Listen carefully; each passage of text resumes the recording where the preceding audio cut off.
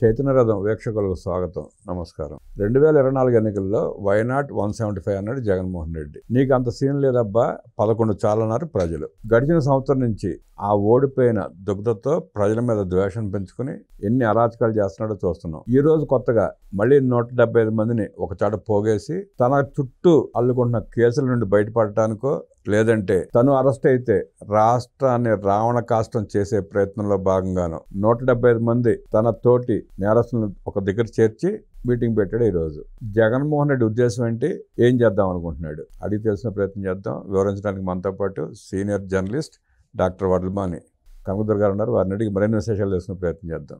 నమస్తే మేడం. నమస్తే అండి. వైనాట్ 175 అన్నాడు, 11కు పరిమితం అయ్యాడు. మళ్ళీ ఇవాళ 175 మందిని చేర్చి ఆ గుంపుతో చర్చలు మొదలుపెట్టాడు. అంటే ఆయన అరెస్ట్ నుండి తప్పించుకునే ప్రయత్నం అంటారా, ఒకవేళ అరెస్ట్ అయితే అల్లకల్లను సృష్టించే ప్రయత్నం అంటారా? అరెస్ట్ నుంచి ఎలా తప్పించుకుంటారు? తప్పించుకునే అవకాశం లేదు కాబట్టి వైనాట్ 175 అని 11కు పడిపోయిన జగన్మోహన్ రెడ్డి ఒక ఏడాది పరిపాలన అయ్యేసరికి ఇవన్నీ తట్టుకోలేకపోతున్నారు ఆయన. అంటే సూపర్ 6 ఏమైంది, చెల్లి నీకు 15, చెల్లి నీకు 15, తమ్ముడు నీకు 15 అంటూ ఒక వేలం పాట పాడిన జగన్మోహన్ రెడ్డి ఇప్పుడు అవన్నీ కూడా అమలయ్యేసరికి దిక్కుతోచని స్థితిలో ఉన్నారు. పులి మీద పుట్రలాగా ఈయన చేసినవన్నీ కూడా ఇప్పుడు ఆయనకి తలకి చుట్టుకోవడానికి రెడీగా ఉన్నాయి. అంటే మీరు అన్నట్టుగా ఇప్పుడు మొన్న పొదిలి వెళ్ళినప్పుడు పొగాకు బెళ్ళు ఏమయ్యాయండి, అందరూ కూడా తొక్కేసి అసలే రేటు రాక వాళ్ళు బాధపడుతూ ఉంటే పులి మీద పుట్టలాగా ఈయన వెళ్ళి వాటిని తొక్కించేసి చెప్పుల కాళ్ళతోటి అవన్నీ ముక్కలు పొడి పొడి అయిపోయింది. ఎందుకంటే ఎండిపోయి ఉంటాయి కదా వేసంకాలం, అది పొగాకు ఆకులన్నీ కూడా. అంటే ఈయన చేసే పనులు ఇలా ఉంటాయి. మీకు సహాయం చేస్తానని చెప్తూ మరో పక్క వాళ్ళని రోడ్డు మీదకి ఇడుస్తాడు. తర్వాత ఇప్పుడు మీరు తీసుకుంటే ఈ రెంటపాళ్ళ ఏం జరిగింది, 2 ప్రాణాలు బలిగా ఉన్నాయి. ముగ్గురు. ఒకళ్ళు ఆయన కారు కింద పడితే కూడా ఆయనకు తెలియలే. ఆనందంలో ఆయన అక్కడ దండాలు పెట్టుకుంటూ నవ్వుకుంటూ వాళ్ళ చేత పువ్వులు జల్లించుకుంటూ ఏదో లోకల్లో తాదాత్మ్యంలో ఉన్నాడు ఆయన. అయితే ఇవాళ అది జరిగాక కారు సీజ్ చేస్తే నిన్న, ఇప్పుడు దానికోసం ఇవాళ ఈ 175 ఇది పెట్టాడు. ఓడిపోయిన వాళ్ళు, ఎమ్మెల్యేలు ఎంపీలు ఓడిపోయిన వాళ్ళు, తర్వాత దగ్గర 11 మంది రాష్ట్ర ఇన్ఛార్జి, తర్వాత జిల్లాల వారి ఇన్ఛార్జీలు, మొత్తం అందరినీ పొలోమని పిలుచుకున్నాడు. ఎందుకు పిలుచుకున్నాడు మీరు కనుక చూస్తే రప్ప ఏదైతే ఫ్లెక్సీలు ఆయన ఏంటంటారు రెంటపాళ్ళ అది ఆ కాన్వాయ్ పక్కనే నిల్చుని వాళ్ళు ఆ ఫ్లెక్సీలు పట్టుకుని ఉన్నారు, దాన్ని ఈయన సమర్థించి మంచిదేగా అని మళ్ళీ ఆయన ఒక గెస్చర్ ఇచ్చి అంటే తగ్గేదేలే అనేది. ఆ తర్వాత దీన్ని బేస్ చేసుకుని యువత ఈరోజు వైసీపీకి సంబంధించిన యువత నేను మాట్లాడేది, వాళ్ళు నిన్న కత్తులు పట్టుకుని ఒక డ్యాన్స్ చేసి ఒక వేటని నరికి ఆ రక్తంతో ఆయన ఫోటోకి రక్తాభిషేకం చేసి ఎక్కడ పడితే అక్కడ వాళ్ళందరూ కూడా ఈ రప్పని వీళ్ళు అంటే ప్రచారం చేస్తూ, అంటే జగన్మోహన్ రెడ్డి ఏమి ప్రజల్లోకి పంపించాడు, యువతలోకి పంపించాడు, యువత రక్తంలోకి రక్తాన్ని ఎక్కించాడు. ఏ యువత? వైసీపీ యువత. ఆల్రెడీ వాళ్ళు గంజాయి మత్తులో ఉన్నారు. ఆ గంజాయి మత్తులో మద్యం మత్తులో ఉన్న యువతకి ఈ రక్తం మత్తు ఎక్కించేసరికి వాళ్ళు రెచ్చిపోతున్నారు. ఈ రెచ్చిపోయిన యువత ఏం చేస్తారు రేపొద్దున్న, ఈ 175 మంది వెళ్ళి జిల్లాల్లో కావచ్చు రాష్ట్రంలో కావచ్చు మీరు ఇలా చెయ్యండి అంటే వాళ్ళు కత్తులు పుచ్చుకుని ప్రజల మీదకి వస్తారా, తెలుగుదేశం వాళ్ళ మీదకి వస్తారా, మహిళల మీదకి వస్తారా, యువత మీదకి వస్తారా? ఇది ఇప్పుడు అందరూ భయపడుతున్న విషయం. ఇప్పుడు ఇందులో పనిలో పనిగా మన రోజా గారు అంటారు ఈవీఎంల ద్వారా గెలిచారు. మరి 2019లో మీరు ఫోన్ ట్యాపింగ్ను ఈవీఎంల ద్వారా గెలిచారా? అంతే కదండి. అలా మాట్లాడే బదులు కోర్టుకు వెళ్ళి ఛాలెంజ్ చేయొచ్చు కదండి. ఆ దమ్ము లేదుగా వాళ్ళకేమో 40-50 సీట్లు వచ్చి అప్పుడు ఏదైనా ఒక ధైర్యంగా వాళ్ళు కోర్టుకు వెళ్ళగలరు. ఇప్పుడు 11 వచ్చాక వాళ్ళకి విషయం అర్థమవుతుంది కదా, ఈవీఎంలు లేదు పాడు లేదని. ఆయనే గతంలో చెప్పాడు ఈవీఎంలు కాదు అని. మళ్ళీ ఇప్పుడు ఈవీఎంలను వీళ్ళు కొత్తగా తెర మీదకి తీసుకొచ్చి మీరు ప్రజల్లోకి వెళ్ళి మాట్లాడండి, మీరు నియోజకవర్గాల్లోకి వెళ్ళి ఈ విషయాలు ప్రస్తావించండి, ప్రజలు ఏమంటారో చూడండి. మీరు అదే వీడియోలు మళ్ళీ దమ్ముంటే మీరు అన్ని మీడియా హౌస్లకి ఇవ్వండి. ప్రజలు ఏమన్నారో యాజ్ ఇట్ ఈజ్ మీరు వాళ్ళని తీసుకెళ్ళండి, మీ మీడియాని తీసుకెళ్ళండి. ప్రజలు ఏమన్నారో, ప్రజల మనోగతం ఏంటో మీరు డైరెక్ట్గా మీ ఛానల్లో వేయండి, మిగతా ఛానల్లో వేయనివ్వండి, అప్పుడు మాట్లాడండి. మీకు ఆ దమ్ము ధైర్యం ఎలాగలేదు. అసలు నియోజకవర్గాల్లోకి అడుగుపెట్టే ధైర్యం లేదు. ఫస్ట్ ఇవాళ మీరంతా కూడా ఒక కుట్రపూరితంగా ఇవాళ ఇది పెట్టుకుని ఈ సమావేశాన్ని, జగన్మోహన్ రెడ్డి అరెస్ట్ అవుతాడు అర్థమైంది మీకు. అక్కడ రేపొద్దున బెయిల్ క్యాన్సిల్ అయితే ఇంక ఇప్పట్లో బయటికి రాడు. What next? అంటే అతని ఉద్దేశం మేడం జనాన్ని పోజేసి రచ్చ చేసి అడావుడి చేసి ప్రభుత్వాన్ని బ్లాక్మెయిల్ చేద్దాం అనుకుంటున్నాడా? ఎందుకు ప్రభుత్వం దేనికి భయపడుతుందండి? ఎందుకు బ్లాక్మెయిల్ చేస్తాడు? అరెస్ట్ చేయట్లేదు కదా మమ్మల్ని, ఎవరిని ఇంకా అరెస్ట్ చేయకుండా ఉండటం కోసం భయపెట్టే ప్రయత్నం చేస్తున్నాడట. ఏమి లేదు, అసలు దేనికి భయపడుతుందండి కూటమి ప్రభుత్వం? ఇప్పుడు అరెస్ట్ నిన్ను చేయదలుచుకుంటే ఎప్పుడో చేస్తుండేవాళ్ళు, అది కాదు కదా. నిన్ను సక్రమంగా అరెస్ట్ చేయాలనే చెప్పే వాళ్ళు వెయిట్ చేస్తున్నారు.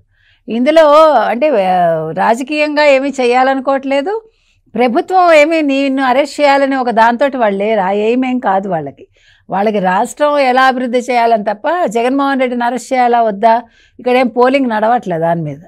కాబట్టి జగన్మోహన్ రెడ్డి ఏంటంటే ప్రతి దాంట్లోంచి తనకి ఏది బెనిఫిట్ అంటే ఏ ఒక్క అంశాన్ని వదలడు ఆయన. సో ఇప్పుడు ఈ అరెస్ట్ అంశాన్ని కూడా వదిలిపెట్టకుండా ముందుగానే ఆయన ఇవాళ మీటింగ్ పెట్టేసుకుని అంటే వాళ్ళందరినీ అలర్ట్ చేస్తున్నాడు, సిద్ధం చేసుకుంటు.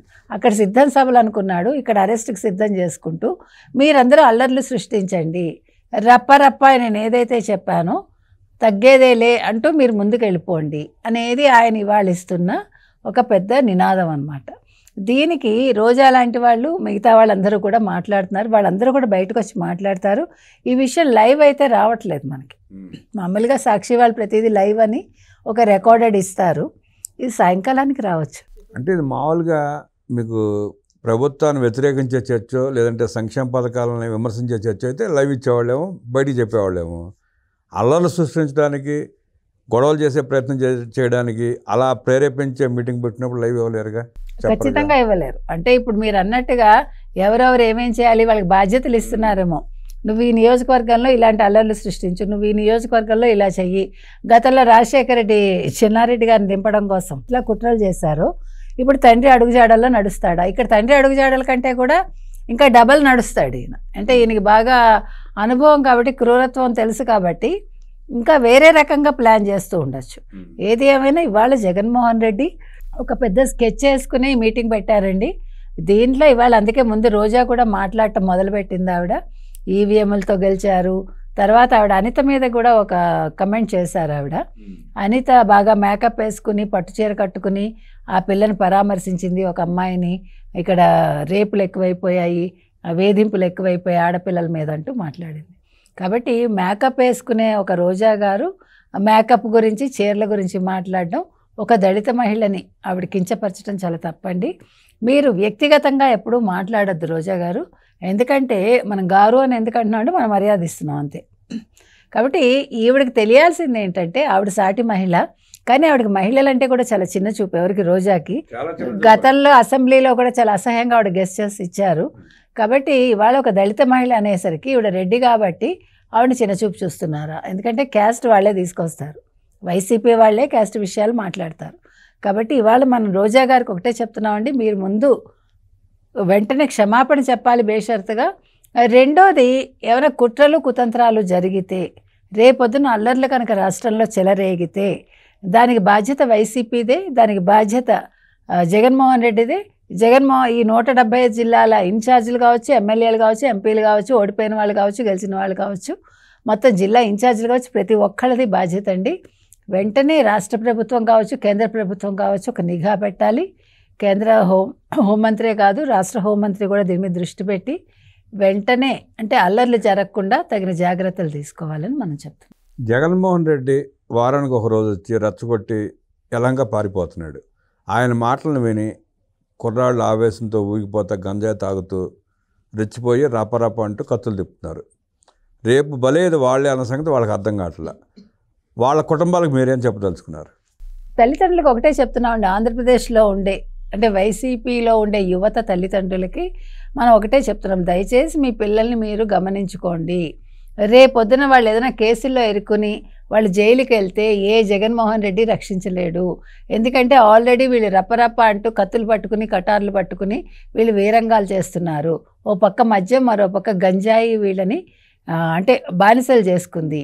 వీటికి సాయం జగన్మోహన్ రెడ్డి వాళ్ళని ఈ మత్తులోంచి వాళ్ళని బయటకు తీసుకురాకుండా వాళ్ళని ట్రాన్స్లో ఉంచి తను అనుకున్న కార్యకలాపాలు కావచ్చు, పనులు కావచ్చు వాళ్ళ చేత చేయించుకుంటున్నారు. నష్టపోయేది మీ పిల్లలు, తద్వారా నష్టపోయేది మీ కుటుంబం. కాబట్టి ఇప్పుడే కళ్ళు తెరిచి మీ పిల్లల్ని ఇలాంటి వాటిలో పాల్గొనకుండా చేయండి. తర్వాత ఇలాంటి జగన్మోహన్ రెడ్డి ఏదైనా ఒక యాత్రకు వెళ్తుంటే, శవయాత్ర కావచ్చు, లేకపోతే పరామర్శ కావచ్చు, మరొకటి కావచ్చు, మీరు కట్టడి చేయండి అని మనం తల్లిదండ్రులకు చెప్తున్నాం. వినకపోతే పోలీస్ కంప్లైంట్ ఇవ్వండి మీరే అని మనం ఈ సందర్భంగా చెప్తున్నాం. వాళ్ళ పిల్లల్ని వాళ్ళు కాపాడుకోవాలంటే పోలీస్ కంప్లైంట్ ఇచ్చి తీరాలి కదండి, తప్పదు.